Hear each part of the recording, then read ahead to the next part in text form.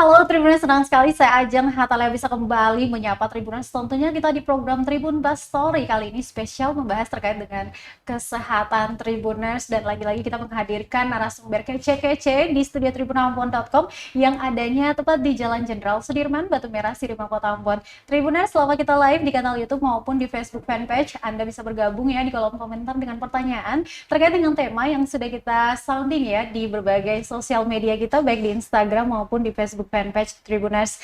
Well, kita tahu bahwa di Siloam Hospitals Ambon ini banyak banget pelayanan kesehatan yang sangat mumpuni ya, yang bisa dihadirkan untuk masyarakat Kota Ambon, Provinsi Maluku secara umumnya, dan tentu saja pilihan-pilihan ini dihadirkan untuk Tribuners ya, khusus untuk para penderita penyakit batu ginjal. Ini ada layanan yang dinamakan dengan, saya contek dulu, extracorporeal shockwave lithotripsy atau yang disingkat dengan ISWL. Ini merupakan pengobatan ginjal dengan gelombang kejut. Tribuners, sudah hadir di studio kami, langsung aja kita perkenalkan dari bagian kanan saya Tribuners. Beliau merupakan Direktur Siloam Hospital Ambon, Dr. Paulus Triaji Hadi Wijaya, yang selanjutnya akan saya sapa. Dr. Paulus, selamat sore. Selamat sore Kakak Ajeng, selamat sore Tribuners. Gimana kabarnya Dok? Terima kasih sudah datang di studio kami ya. Ya, terima kasih sudah mengundang kami. Baik, Tribuners, untuk membahas terkait dengan lebih spesifik ya tema yang sudah kita sounding, yaitu mengenal lebih jauh apa itu prosedur ISWL. Ini juga kita hadirkan dokter spesialis urologi, yaitu Dr. Stefanus Cahyo Ari Wicaksono. Selamat sore. Selamat sore Kak Ajeng, selamat sore Tribuners. Oke, nanti selanjutnya saya sama Dr. Cahyo ya. Iya. Oke, Tribuners, saya mau menyiapkan kembali untuk kalian yang sudah bergabung di layar monitornya saat ini. Nanti kalian boleh bertanya ya, terutama mungkin keluarga, kerabat, ataupun Anda sendiri yang mengidap ya yang namanya penyakit batu ginjal, itu boleh ditanyakan di kolom komentar. Nanti kita juga punya fakta and mitos yang nanti kita langsung ya, make sure kita tanyakan langsung ke Dr. Cahyo sebagai ahlinya di sini, dan kalian harus simak baik-baik. Well, kita mau ke Dr. Paulus dulu nih, Dok. Kita tahu ya betapa megahnya Siloam Hospital Ambon ini. Kelihatan kok dari sini, dari kantor tribunambon.com, kayak tetanggaan gitu. Iya, tentu saja banyak ya layanan-layanan yang menjadi unggulan di Siloam Hospital Ambon. Itu apa aja? Iya, dan untuk layanan unggulan di Siloam Ambon ada beberapa. Yang pertama, ya sesuai dengan tema kita hari ini ya, yaitu urologi. Urologi, kenapa kita jadikan sebagai layanan unggulan? Kita memang pertama lihat dari jumlah pasiennya. Dalam tahun 2022 kemarin, kita ada sekitar 2.000 operasi di Siloam Ambon, dan urologi sendiri ada 600 operasi selama tahun 2022. Wow. Di tahun 2022 itu ada 600-an? Ada 600 operasi urologi. Oke. Nah, sejak kapan ISWL ini dihadirkan di Siloam Ambon? ISWL ini baru aja ya, kita baru 1 bulan ya Dok ya? Ya, kita baru sekitar 1 bulan ada di Siloam Ambon, dan sekitar 50-an ya mungkin ya sudah kita layani untuk ISWL. Oke, dengan angka pasien yang banyak sebelumnya ya di tahun 2022 mencapai 600 itu karena terhitung baru 1 bulan ya ISWL ini ada di Siloam Ambon. Sebelumnya memakai pola atau metode apa untuk pengobatan para pasien ini tanpa prosedur ISWL? Dok, mohon saya koreksi ya, sebetulnya ranah Dr. Cahyo ini. Iya, nanti akan kita dalami lagi. Ya, sedikit kita jelaskan layanan apa yang mengenai urologi yang bisa kita lakukan di Siloam Ambon. Yang pertama, untuk operasi di saluran kencing ya, saluran kencing itu ada beberapa metode. Yang pertama adalah URS, dan bisa juga lewat metode konvensional, yaitu dibuka seperti pada umumnya. Lalu untuk kasus-kasus prostat, Kasus prostat di Siloam Ambon sudah bisa dengan metode tanpa sayatan ya. Jadi kita menggunakan lab endourologi atau yang nama istilah kedokterannya itu TUR. Dokter Cahyo mungkin bantu nanti ya dok ya, untuk jelaskan. Yang berikutnya ada untuk struktur uretra, jadi yang susah kencing akibat saluran kencingnya itu ada jaringan parutnya. Ini bisa dilakukan operasi tanpa pembedahan, yaitu dengan laparoskopik juga, endourologi ya. Dan selain itu yang sering juga operasi ada untuk batu di kantung kemih. Oke, baik, nanti saya akan balik lagi ke Dokter Cahyo, Dokter Paus, tapi kita ke Dokter Cahyo mungkin ada yang ditambahkan terkait dengan metode yang digunakan dalam pengobatan pasien batu ginjal ini. Baik, jadi saya ini kan dokter spesialis urologi. Jadi urologi ini merupakan cabang ilmu bedah dulunya. Tapi kemudian dia lebih berkembang dengan teknologinya yaitu minimal invasif. Jadi setahun ini kami melakukan operasi itu dari yang 600 itu sekitar 80 sampai 85%-nya itu adalah operasi yang minimal invasif. Apa aja? Yang pertama, kalau dari bawah ya pada pasien-pasien yang mengalami penyempitan saluran kencingnya itu biasanya kencingnya kecil. Nah, itu kita bisa melakukan pelebaran saluran kencingnya itu per endoskopi. Kemudian yang kedua, pada pasien-pasien yang sudah lanjut usia banyak yang mengalami gangguan kencing karena pembesaran kelenjar prostatnya. Nah, itu kita sudah melakukan tindakan TURP. TURP itu ada singkatannya. Apa itu? Trans, jadi melalui uretral atau lubang saluran kencing. R-nya itu adalah resection, jadi dipotong. P-nya itu prostat. Nah, jadi kita mengambil jaringan prostatnya tanpa dibedah terbuka. Jadi pasien pulang dari rumah sakit juga nggak ada lukanya. Nah, kemudian yang kalau kita naik ke atas untuk kasus-kasus tumor, banyak juga kasus yang pasien datang dengan kencing darah tanpa nyeri, ternyata dia ada tumor di kandung kemihnya. Nah, itu kita bisa melakukan TURB. Jadi kita transuretral juga masuk lah, tapi dari bladder tumornya kita nggak bedah lagi, tapi kita ambil dari dalam. Jadi saat pulang pun masih tertutup. Sama untuk batu di kandung kemih, kita bisa lakukan litotripsi. Jadi kita tembak batunya, pecah. Jadi pasiennya nggak dibedah. Kemudian kalau batu di saluran kemih, kita melakukan tadi URS. URS itu ureterorenoskopi. Jadi dari kandung kemih ada lubang, ya lubang itu selangnya yang menuju ke ginjal namanya ureter. Jadi uretero kita intip, ada batu kita tembak hancurkan, gitu. Itu prosedur yang dilakukan untuk pasien di tahun 2022. 2022 gitu ya. Halo. Nah, sekarang kan kita udah di 2023 dan nah. alhamdulillah di Siloam Hospital Ambon itu udah punya ESWL tadi ya. Nah, mungkin Bu Dok bisa dijelaskan sebelum saya ke dokter lagi, menyambung dari Dokter Paulus tadi, selain daripada itu ada beberapa fasilitas unggulan juga yang menjadi pegangan kuatnya Siloam Hospital Ambon.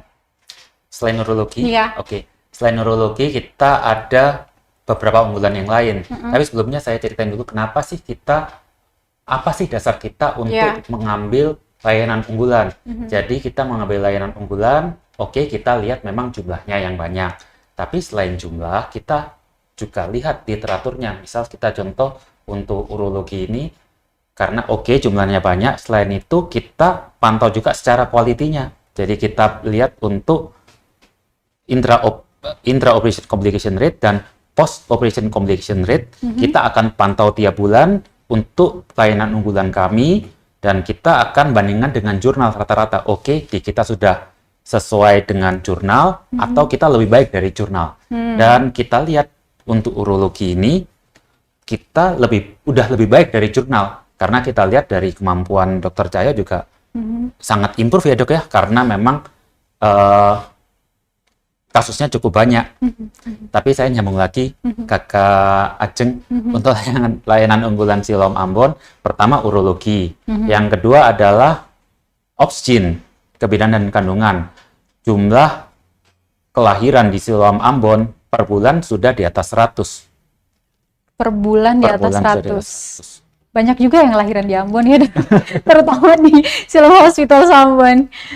Terus dok? Selain itu kita ada ortopedi, kita punya Dr. Wijaya. Dr. Wijaya adalah salah satu-satunya konsultan hip and knee yang ada di Maluku. Jadi kalau seandainya nih ada Tribuners nih yang perlu saudaranya kah atau kenalannya kah yang ada pengapuran di lutut atau ada di pinggul, itu sudah tidak perlu jauh-jauh ke Jawa lagi untuk dilakukan operasi tersebut, karena kita sudah punya konsultannya. Kadang teman-teman sekalian juga ke Jawa, ternyata yang nangani juga dokter tulang biasa, sebetulnya agak kurang nyambung ya. Kecuali ke Jawa, tapi yang melakukan juga konsultan hip and knee. Nah itu dia, memang harus benar-benar bisa kenali ya kebutuhannya apa, dan kita sangat beruntung Provinsi Maluku yang terdiri dari 11 kabupaten kota, kita terhubung antar pulau yang mana transportasinya lebih banyak laut begitu ya. Ini juga menjadi kendala untuk mendapatkan layanan kesehatan. Kalau sudah begitu dengan kasus-kasus tertentu harus dikirim ke luar kota Ambon lagi, itu sangat panjang jalannya, mana biaya dan segala macamnya itu akan bisa tercover dan segala macam. Ini sudah ada Siloam Hospitals yang menghadirkan layanan-layanan itu, mempermudah, memperpendek perjalanan para pasien yang ada di 11 kabupaten kota tadi. Oke, kita ke Dr. Cahyo. Nah, terkait dengan prosedur ISWL ini dok, yaitu pengobatan ginjal dengan gelombang kejut begitu ya, kita membayangkan aja tuh kayak mana gitu dok. Mungkin boleh dijelasin ini apa sih dok? Jadi sesuai dengan namanya Kak Ajeng, jadi ESWL itu adalah ekstrakorporeal. Ekstrakorporeal itu artinya ekstra, berarti di luar dari korpus, di luar dari badan. Nah, kemudian S-nya itu adalah shockwave, jadi menggunakan gelombang kejut ya, lithotripsy. Jadi kita menghancurkan batu yang ada di dalam ginjalnya menggunakan gelombang yang ada di luar daripada orang itu. Jadi orang itu untuk prosedurnya cukup datang, kemudian dia tidur, kayak saya sekarang nih tidur, kemudian nanti alatnya ditempel dan akan dilakukan prosedurnya. Dari luar gitu dok, dari tanpa luar. ada sayatan, iya, tanpa ada luka, tanpa gitu ada pasti. luka. Dan pasiennya setelah itu diobservasi 1 jam, jika tidak ada keluhan apa-apa langsung boleh pulang. Dan selama kita melakukan 50 tindakan SWL ini, syukurlah sih nggak ada komplikasi apapun gitu. Jadi pasiennya bisa langsung pulang dan beraktivitas seperti biasanya. Baik dok, kita balik lagi ke prosedurnya tadi kan. Dari luar ya, gelombang kejutnya itu dilakukan gitu kan, tanpa ada sayatan dan segala macam. Tapi sebelum prosedur itu dilakukan, apakah ada semisal kita orang awam sebutnya suntik ram dok, atau apa itu? Ada. Jadi kita melakukan sesuai dengan SOP yang diberikan nasional itu, kita memberikan suntik ramnya itu bukan dalam suntik, tapi kita lewat anti nyeri yang diberikan lewat duburnya. Jadi itu lebih efektif dibanding kita kasih yang disuntik gitu. Jadi diberikan sebanyak 2-3. Nah, kemudian pasien diminta untuk istirahat dulu sekitar 10 menit, baru setelah itu diposisikan dan dilakukan tindakan.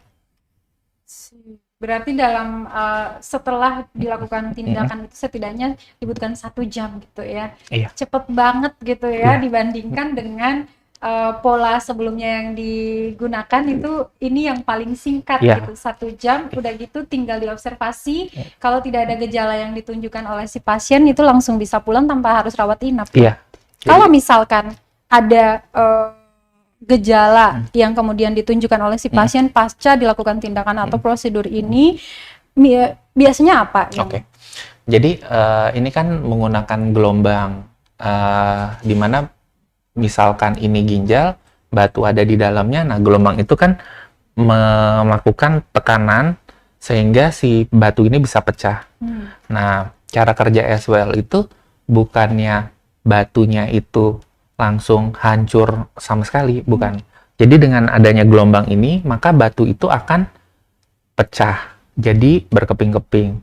Nah, keluarnya lewat mana? Keluarnya lewat kencing itu sendiri. Nah, tadi saya ngebayangin pas dia hancur berkeping-keping itu, apa dia melebur sama organ lain atau gimana? Ternyata dia melalui Keluar saluran kencing tadi ya. Kita melakukan edukasi kepada pasien sebelum dan saat dilakukan tindakan bahwa tidak usah panik kalau misalnya satu kencingnya agak berwarna merah-merah sedikit. Kemudian yang kedua, kalau kencingnya ada pasirnya. Pasirnya itu adalah serpihan daripada batu yang keluar. Iya. Ini juga maka dari itu, walaupun ESWL minimal invasif, tapi kita juga melakukan beberapa screening sebelumnya. Kalau dilihat fungsi ginjalnya nggak bagus, maka ESWL tidak bisa diberikan kepada pasien itu. Karena untuk mendorong batu itu keluar diperlukan fungsi ginjal yang bagus. Baik, gitu. di kondisi apa saja dok si pasien batu ginjal ini tidak boleh melakukan tindakan itu? Yang pertama hamil, itu nggak boleh.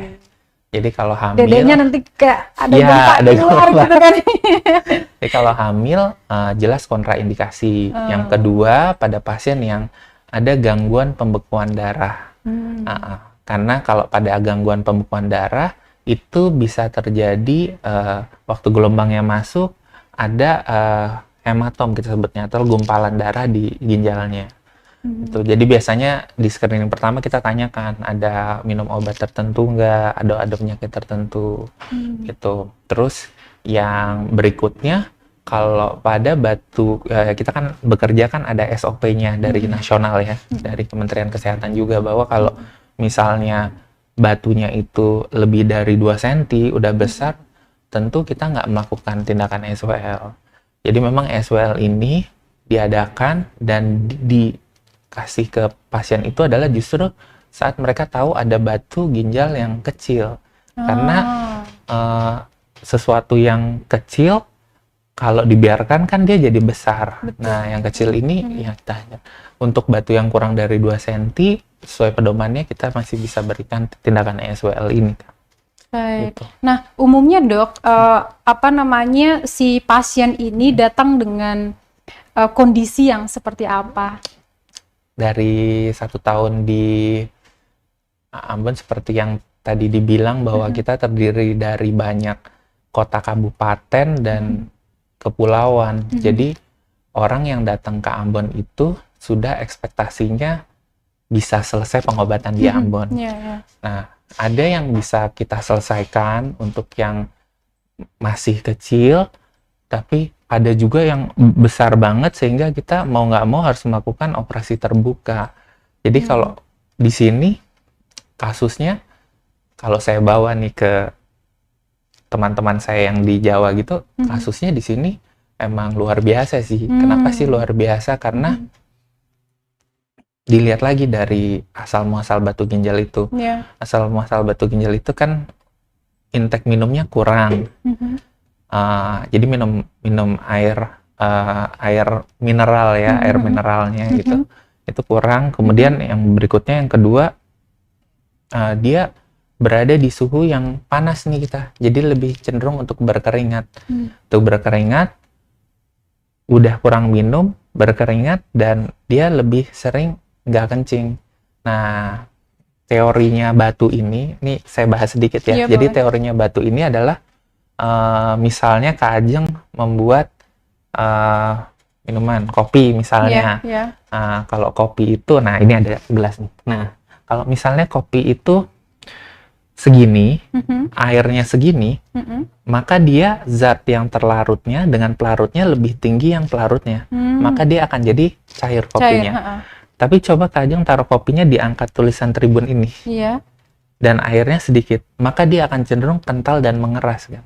Nah, ini namanya teori supersaturated. Jadi karena orang-orang itu lebih cenderung untuk kurang minum, maka akan terjadi proses pengendapan dan akhirnya terjadi agregasi sehingga si zat terlarut itu yang berupa kristal-kristal itu, baik itu kristal kalsium atau kristal asam urat, dia nanti akan mengendap dan jadi batu. Oh, berarti sederhananya kayak orang Ambon bilang ampas kopi, gitu ya. Ada juga di minuman-minuman lainnya yang non coffee itu ada semacam serbuk-serbuknya yang ketinggalan di bawah. Kayak kita pengen minum aja semuanya kayak gitu. Lebih baik tidak ya dok ya? Oke. Jadi, lebih baik sih minumnya itu adalah air mineral. Nah, air mineral ini diminum kalau tidak ada masalah jantung atau masalah ginjal. Nah, itu nanti boleh minum 2 sampai 2,5 liter per hari. Oke, nanti kita tanyakan lagi tipsnya seperti apa biar kita tuh terbebas dari persoalan batu ginjal ataupun saluran kemih dan sebagainya ya. Dok, Paul, sejauh ini ya terhitung dari Januari hingga saat ini sudah Mei ya, mungkin data yang dari Januari ke April lah ya. Kalau tadi yang diambil tindakan prosedur ini sekitar ada 50-an. Kalau yang datang mungkin ada catatan secara umum dari Siloam itu seperti apa, sebanyak apa masyarakat di Kota Ambon Provinsi Maluku yang sudah datang dengan keluhan itu? Jujur kalau kita lihat spesifik untuk berapa nih pasien Dokter Cahyo, Dokter Cahyo pasti lebih hafal dari saya. Oke. Iya, tapi kalau kita lihat, kita secara rumah sakit aja, Kak Ajeng, per 2022 kemarin pasien rawat jalan yang kita layani di Siloam Ambon adalah 35.000. 35.000 dalam 2022. Dan pasien rawat inap sekitar 4.000. Pasien rawat inap sekitar 4.000 tadi ya. Oke, itu juga membuktikan bahwa memang masyarakat percaya dengan layanan yang ada di Siloam Hospitals Ambon, baik dari fasilitasnya, kemudian dari segi tenaga kesehatannya dalam hal ini dokter sampai ke tingkat-tingkatnya ada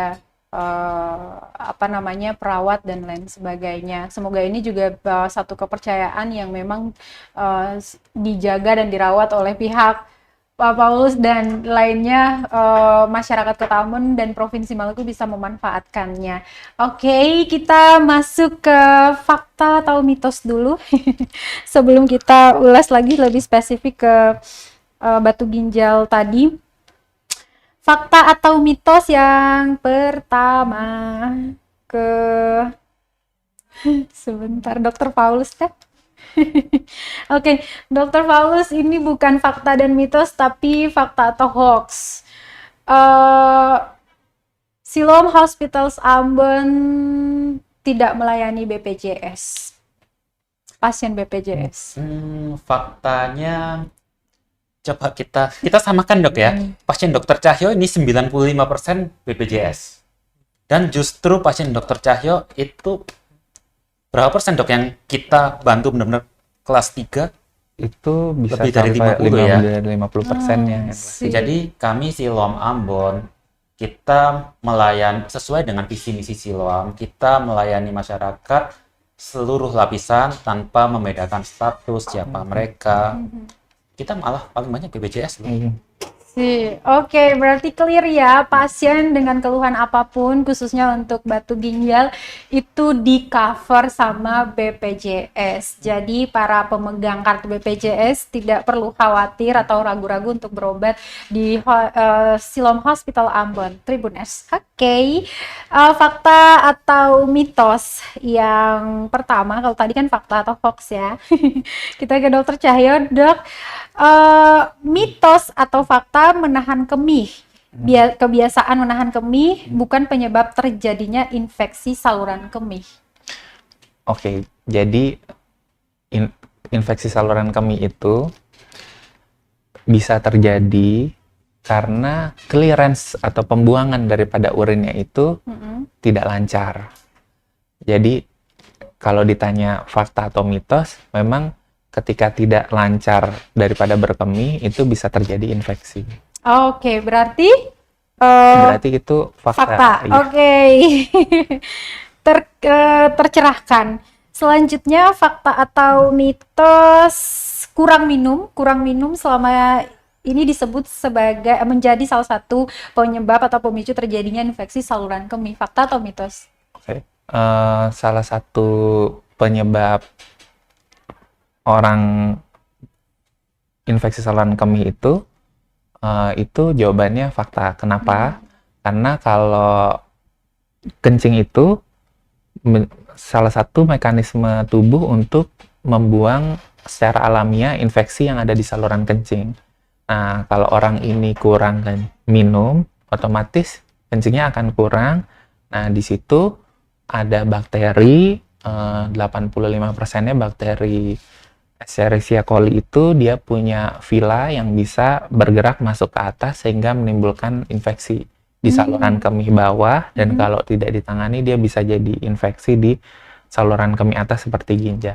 Berarti saya mau minum dulu dong. Silakan boleh diminum dulu sebelum kita lanjutin lagi. Tribuners, kalian yang mau bertanya langsung saja di kolom komentar, nanti kita angkat pertanyaannya dan langsung kita ngobrol sama narasumber saya yang ada di sini.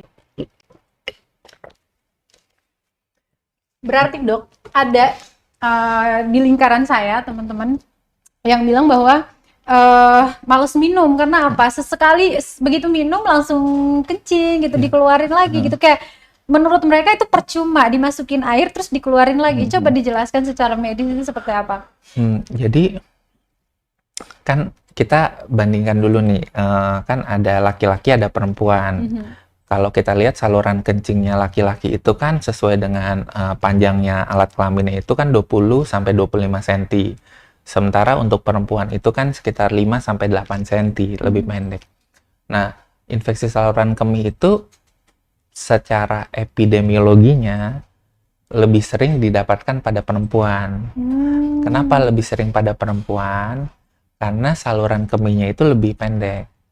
Nah, kalau untuk perempuan kan saluran kemih, saluran ini untuk kelahiran dan saluran untuk buang air besar kan jaraknya tipis-tipis tuh, 3 saluran itu. Maka kuman yang ada di bawahnya, jadi saluran kencing itu steril, nggak ada bakteri. Sementara 2 saluran di bawahnya itu normal kalau ada bakteri. Nah, itu yang di bawah itu bisa naik ke atas dan mengakibatkan si infeksi itu. Ya, dok, nah, justru kalau orang minum sering, pasti memang kencingnya sering. Tapi kencingnya seringnya seberapa sering nih? Kalau dia kurang dari 2 jam udah kencing, berarti ada sesuatu yang harus dicek dulu. Cek dulu. Belum tentu infeksi sih, bisa aja ada kelainan yang lainnya. Misalnya orangnya stres. Nah, kalau mau ujian kan misalnya atau mau ada gitu, dia stres. Deg-degan bisa mempengaruhi stres gitu, itu bisa membuat yang namanya overactive bladder atau kandung kemihnya overreaksi. Jadi harusnya kandung kemih itu kan ngisi dulu. Nah, udah penuh, ngasih sensor ke kita, mau kencing nih. Nah, baru dikencingin. Nah, tapi kalau misalnya dia stres kan panik. Impulsnya nggak gitu jalan bagus. Jadi belum waktunya penuh dia udah dikit-dikit kencing. Nah, ini kadang kalau orang sering bilang ini saya infeksi nih, belum tentu. Jadi bisa aja waktu dia kencingnya cuman seiprit doang yang keluar. Nah, itu harus dicek. Jadi belum tentu sering kencing itu berarti infeksi. Memang harus mesti dicek sih Tribuners, kalau kalian merasa bahwa ini nggak normal, ini sedikit belum apa-apa udah kencing lagi, belum apa-apa udah dikeluarin lagi, kayak gitu. Oke, kita punya fakta atau mitos yang terakhir, dok. Ini berhubungan intim hanya memudahkan perpindahannya bakteri atau kuman. Fakta atau mitos tuh? Jadi kalau kayak gitu saya mau bagi 2 dulu nih. Jadi ada infeksi saluran kencing, ada infeksi menular seksual. Itu hal yang berbeda ya. Jadi kalau infeksi saluran kencing misalnya pada orang yang baru menikah, kemudian kan bulan madu. Nah, setelah bulan madu dia terkena infeksi saluran kencing. Nah, itu ada namanya tuh honeymoon disease namanya. Jadi ketika orang yang baru menikah dan berhubungan, otomatis tadi kan saya bilang saluran lahiran dan saluran kencing itu kan jaraknya tipis atas bawah. Nah, kalau orang ini nggak minum, nggak rajin bersih-bersih, maka saat waktu terjadi hubungan itu otomatis kan perempuannya kan akan mengeluarkan cairannya. Nah, cairannya itu ketika si laki-laki melakukan hubungannya dan prosesinya itu, nah itu bisa mendorong kumannya masuk ke saluran kencingnya. Jadi bisa jadi itu infeksi saluran kencing yang disebabkan karena berhubungan seksual. Makanya edukasinya kan kalau habis hubungan seksual harus bersih-bersih. Nah, itu bersih-bersih ya. Nah, kalau yang infeksi menular seksual, nah itu memang kalau orangnya berhubungannya sering dengan lebih dari satu pasangan tanpa pengaman, nah itu memang betul, itu nanti akan menyebabkan infeksi menular seksual. Satu lagi jangan lupa pengaman ya. Oke, Tribuners, kita ke kolom komentar Dr. Paulus dan juga Dr. Cahya. Di kolom komentarnya ini udah ada para Tribuners nih yang sudah komen ya, thank you so much. Boleh dicek juga dong yang di Facebook fanpage ya, ini dari kanal YouTube ya. Oke, halo, ada SP yang bertanya, apa efek kalau keseringan tahan kencing, Dok? Tadi kurang lebih udah dijelaskan, tapi boleh didalami lagi. Jadi ketika kita menahan kencing, ini kebetulan kalau kasus batu kandung kemih itu banyak juga di perempuan karena dia sering menahan kencing. Menahan kencing itu akan menyebabkan mengendap tadi salurannya, jadi infeksi. Nah, infeksi jangka panjang yang tidak diobati, nah itu akan menyebabkan batu di kandung kemih. Nah, batu di kandung kemih ini udah pernah diteliti kalau kadar batunya itu adalah sistin atau batu infeksi, itu disebabkan karena tadi infeksi yang tidak ditangani dengan baik, dengan clearance-nya atau kencingnya berkurang, minumnya kurang, nah dia mengendap jadi batu gitu. Jadi dari bermula itu kan awalnya kita membentuk kebiasaan, tapi kemudian kebiasaan itu yang membentuk kita. Kalau kita kebiasaannya minum air banyak dan kencing, otomatis kita mencegah terjadi infeksi dan cegah terjadinya batu. Oke, clear ya SP. Selanjutnya ada El Suprianto. Hai El. El bertanya, penyebab jatuhnya kemih geser ke bawah tuh apa? Ngerti nggak sih? Saya hilang di pertanyaan ini, saya udah hilang nih, apa ini, Dok? Gimana jatuhnya kemih ke bawah. Jadi kalau pada orang-orang yang itu kalau bahasa kita namanya sistokel, artinya kandung kemihnya itu turun ke bawah. Kenapa bisa turun? Biasanya karena pada kasus ibu-ibu yang melahirkan grande banyak gitu, lebih dari 4. Nah, otomatis terjadi ototnya ini nggak kenceng lagi nih. Nah, akhirnya dia nanti jadi turun ke bawahnya. Oke, semoga terjawab ya untuk Kakak El. Selanjutnya, halo Kakak Siahaya. Dok, kalau sering kencing dalam 1 jam sampai 1 sampai 2 kali, namun dalam jumlah sedikit, kira-kira penyebabnya apa, Dok? Nah, kayak tadi dokter jelaskan, nah penyebabnya apa tuh, Dok? Jadi pada Kak Siahaya ya tadi, jadi yang harus diperhatikan itu kalau pertama adalah bagaimana intake minumnya juga. Jadi pernah ada pasien yang minumnya dalam sehari 6 liter ya, otomatis setelah itu kencingnya bakal banyak banget. Iya bener. Jadi minumnya itu kita juga nggak boleh sedikit, tapi tidak usah terlalu banyak. Tadi kan anjurannya itu 2 sampai 2,5 liter tadi itu. Kecuali misalnya 2 sampai 2,5, tapi kita hari itu misalnya ikut lari maraton. Nah, otomatis kan ada cairan yang terbuang yang harus digantikan. Berarti kan lebih dari 2,5 liter tadi itu. Begitu. Itu yang pertama intake-nya. Yang kedua adalah ada nggak masalah lain? Biasanya misalnya secara psikologisnya. Tadi kan saya bilang stres misalnya. Kalau orang yang banyak stres pikiran, itu kognitifnya itu mempengaruhi behaviornya atau pemikirannya itu mempengaruhi sikap yang dia mau ambil. Nah, yang ketiga, nah itu nanti dicek urinnya ada infeksi apa enggak. Karena kalau ada infeksi, tadi yang saya bilang salah satu mekanisme jadi tubuh kita ini kan pintar banget di settingnya. Jadi kalau ada infeksi dia otomatis akan buang kencingnya gitu.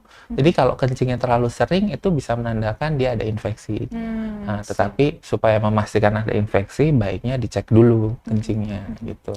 Oke, semoga terjawab ya untuk Tribuners yang sudah bertanya di kolom komentar. Thank you. Oke, saya mau lanjutkan obrolan kami ke Dokter Paulus, Dok. Ini kan kita sudah lihat ya bahwa memang ada salah satu dari 3 keunggulan fasilitas atau layanan keunggulan yang ada di Siloam Hospitals Ambon ini, salah satunya yaitu di bidang urologi ya, tentunya dengan ISWL ini. Adakah rencana-rencana pembangunan atau pengembangan ya dari rumah sakit ini ke depannya, baik dalam jangka pendek ataupun jangka panjang tahun-tahun berikutnya? Ini supaya kita juga bisa memberikan bocoran kabar gembira ke para masyarakat tentunya yang ada di Kota Ambon maupun di Provinsi Maluku. Oke, saya sedikit ya kasih spill ya apa yang akan kita lakukan ke depan. Oke. Yang pertama kita mengenai urologi ini sebetulnya sudah kita rencanakan mulai tahun lalu, namun karena alatnya juga langsung dikirim dari Jerman, jadi ini sudah datang sebagian besar, cuma nunggu beberapa part lagi. Kita akan memulai layanan untuk PCN. Dokter Cahyo mungkin bantu jelaskan ya, Dok ya. Dan minimal invasif PCN dalam waktu dekat. Untuk dalam waktu dekat ini ya. Iya. Oke. Dan jangka kalau panjangnya, Dok, mungkin? sedikit Ada panjang apa? dulu. Oke. Ini kan jangka pendek. Oh, iya, Sedikit panjang dulu. Oke, Dok. Sedikit panjang seperti ya, kita mohon maaf juga untuk ketersediaan kamar kami sehingga kami kurang dapat maksimal ya melayani masyarakat Kota Ambon akhir-akhir ini. Namun dalam waktu tidak terlalu panjang lagi, kita akan menambah untuk kamar rawat inap dengan jumlah 57 kamar. Semoga setelah itu kita dapat melayani lebih baik untuk masyarakat Ambon. 57 kamar inap baru gitu. 57 bed. Dan dia akan ada di lantai 10 dengan view langsung Teluk Ambon dan perbukitan ya.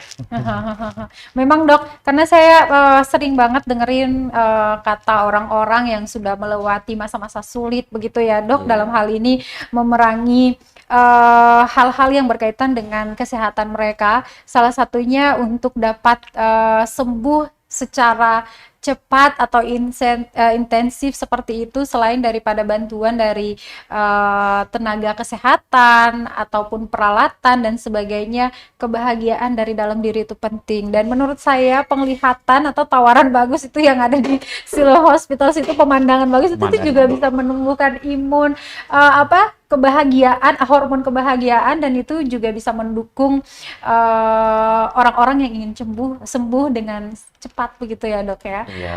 Oke. Untuk rencana tidak terlalu panjang lagi. Oke, tidak terlalu panjang lagi. Iya, masih ada nih yang panjang. Oke, Dok. Yang tidak terlalu panjang, kita akan mulai layanan cuci darah. Cuci darah, oke. Sudah ada Dokter Ria, sudah masuk dan sudah berpraktek di kita. Alat-alat untuk cuci darah sudah tersedia semua, namun kita masih tunggu untuk perizinannya. Dan yang terakhir untuk rencana jangka panjang. Kalau rencana jangka panjang bisa berubah ya. Iya, iya. Ya, tapi yang sudah kita pikirkan, kita juga sudah punya dokter bedah syaraf yang satu-satunya juga ada di Maluku. Dan cukup banyak untuk kasus tumor. Jadi kita berpikir untuk gimana kalau kita mengadakan MRI untuk scanning otak, untuk scanning dini apakah ada tumor. Baik, Dok, apakah ada kendala ya dalam mengimplementasi semua rencana-rencana itu, terutama mungkin dalam hal perizinan juga seperti itu, Dok? Nah, kalau izin tidak terlalu kendala ya, karena izin kita sesuai prosedur dan prosedurnya tidak terlalu susah. Sekarang sudah lewat OSS. Yang sangat kendala ada di kita Indonesia Timur ini, seperti Tribuners tahu semua ya, logistik ke sini itu cukup problem. Yes. Lalu kita untuk mencari dokter juga sangat problem. Untuk dokternya juga sangat kesulitan Sangat begitu susah ya, Dok kita ya. mencari dokter. Namun meskipun dengan kendala-kendala itu, optimisme yang ada. Tentu saja semoga saya juga turut mendoakan juga semoga apa-apa yang menjadi rencana jangka pendek, jangka panjang, setengah panjang tadi juga bisa terimplementasi dengan baik begitu. Baik, Tribuners, kita sudah di ujung obrolan kita. Sebelum kita tutup, benar-benar tutup, ini saya mau ke tips kesehatan. Kita langsung dengan Dokter Cahyo ya. Gimana caranya supaya kita semua tuh bisa terhindar dari yang namanya infeksi saluran kemih ataupun batu ginjal, Dok? Oke. Baik, terima kasih Kak Jeng. Jadi untuk tips kesehatannya, yang pertama untuk teman-teman di Ambon dan di Maluku, anjuran saya yang pertama itu adalah jangan lupa untuk minum air putih. Di era smartphone sekarang ini sudah banyak aplikasi-aplikasi untuk mengingatkan minum air putih. Teman-teman bisa beli semacam botol minum yang ada angkanya, itu untuk teman-teman jadi reminder teman-teman atau pengingat teman-teman untuk minum air putih, karena air putih itu adalah minuman yang tidak berwarna, berbau dan berasa, dan pasti paling sehat dibanding semua jenis minuman lainnya. Dan untuk teman-teman yang misalnya tidak mempunyai masalah jantung atau ginjal, kenapa saya selalu bilang jantung atau ginjal? Karena kalau teman-teman sudah terkena masalah jantung atau ginjal, maka pembatasan minumnya itu nanti harus dikoordinasikan lagi dengan dokter jantung atau dokter penyakit dalam untuk masalah intake minumnya. Jadi minum air putih. Nah, kemudian yang kedua, kalau teman-teman tidak mau terkena batu ginjal, maka olahraga. Jadi olahraga itu tidak harus yang ekstrim berkeringat gitu, nggak usah. Untuk teman-teman yang sehariannya itu kerja di kantor, yang duduk ya, kalau duduk ya setiap setengah jam atau 45 menit coba berdiri jalan dulu. Jadi tidak stagnan di situ seharian. Karena yang ada di kalangan sekarang ini kebanyakan itu orang menganggap dengan misalnya minum kopi, es kopi gitu misalnya, dia minum es kopi dan duduk seharian tanpa disadar, hari itu udah berlalu tuh. Betul. Dan harusnya dia inget tuh, dia harus minum 2 liter. Nah, kalau dia nggak inget, awalnya tuh dia kurang nih, 1 hari, 2 hari, nah lama-lama nanti jadi berhari-hari gitu. Nah, ketika ada berhari-hari, misalnya mulai ngerasa ada nyeri pinggang, nah di situ coba konsul deh. Karena kalau memang ternyata ada batu dari USG atau dari CT scan yang kita udah periksa udah ada batu dan kecil, kita bisa langsung menata laksanakannya. Nah, biasanya kalau udah kena kejadian gini baru rajin minumnya. Gitu. Yes. Jangan lupa batu ginjal ini itu adalah penyakit yang disebabkan oleh gaya hidup. Kalau dia tidak mengubah gaya hidupnya, sekalipun dia sudah dioperasi, dalam 3-5 tahun angka rekurensinya itu cukup tinggi. Atau angka berulang kena batu ginjal lagi. Gitu. Berarti berpotensi untuk kena lagi sih mantan pasien tadi ya. Dan minum air putihnya itu juga untuk teman-teman di Ambon, coba deh beli air minum kemasan, jangan air direbus gitu. Karena kalau air direbus itu otomatis sudah ada penelitiannya, endapannya itu cukup tinggi. Dan untuk di daerah Ambon dan di Maluku, coba aja kalau nggak yakin ada endapan atau enggak, coba ambil air di kerannya, ditaruh aja untuk 1 hari, 2 hari, nanti akan lihat kok di sana ada kayak kapur-kapurnya. Nah, jadi bisa dibayangkan kan, udah kurang minum, panas, yang diminum adalah air yang mengandung kapur. Nah, air mana lagi yang harus kita percaya? Oke. Ada lagi, Dok? Oke, itu tips-tipsnya semoga bisa disimak dengan baik ya, Tribuners. Dokter Paulus, dengan adanya pengobatan ginjal dengan gelombang kejut ini, apa yang yang diharapkan atau yang secara general ataupun kepada masyarakat Kota Ambon, Provinsi Maluku, apa begitu, Dok? Intinya kalau apa yang kita harapkan Siloam Ambon dapat melayani masyarakat Ambon lebih baik lagi. Saya anggaplah itu sebagai closing statement-nya. Dan boleh dari Dokter Cahyo sebagai closing statement di sore hari ini. Kalau dari saya, penyakit ini, baik itu infeksi maupun batu ginjal itu kan karena gaya hidup. Jadi mulailah gaya hidup yang sehat. Oke, Tribuners, in short, semoga kita bisa menjalani gaya hidup yang baik seperti itu ya, dan terhindar dari penyakit apapun itu. Lebih baik mencegah daripada mengobati. Dan kalau sudah terindikasi, segeralah berobat, Tribuners.